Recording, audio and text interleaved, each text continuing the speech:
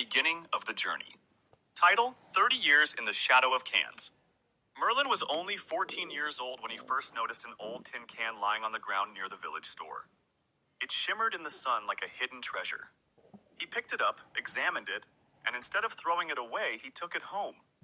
At that moment, he had no idea that this single can would be the beginning of an extraordinary story that would last for 3 decades. His friends laughed at him. Still with your cans again? But Merlin didn't care. He believed that one day, these little things would turn into something big. Every day after school, the park, the roadside, the stadium, big cans, small cans, crushed ones, colorful ones. He sorted them, cleaned them, stacked them in an old shed that eventually turned into a true metal museum. Years passed. 20, then 25.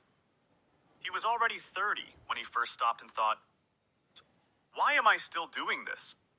But something deep inside whispered, "Keep going. Just a little longer." And so he did. Because he believed. Because he knew the day would come. That day came when he was 43. To be continued in Part 2. Part 2, The Big Return. Title: Silence That Brought Gold.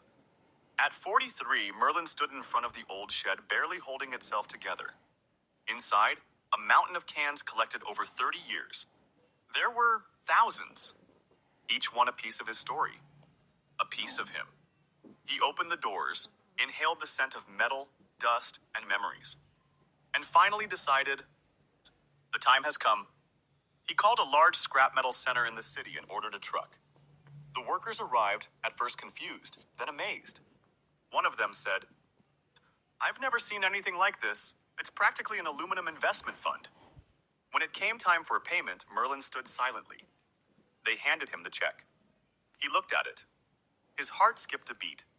The amount was more than he had earned in the last 10 years. He didn't shout, didn't jump. He just smiled.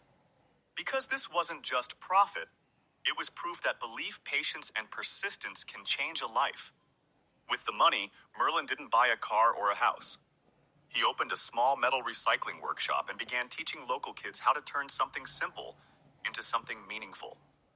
One day, a boy from the village asked him, "Uncle Merlin, why didn't you ever give up?" He answered, "Because even from a can, you can build a dream. You just have to keep going."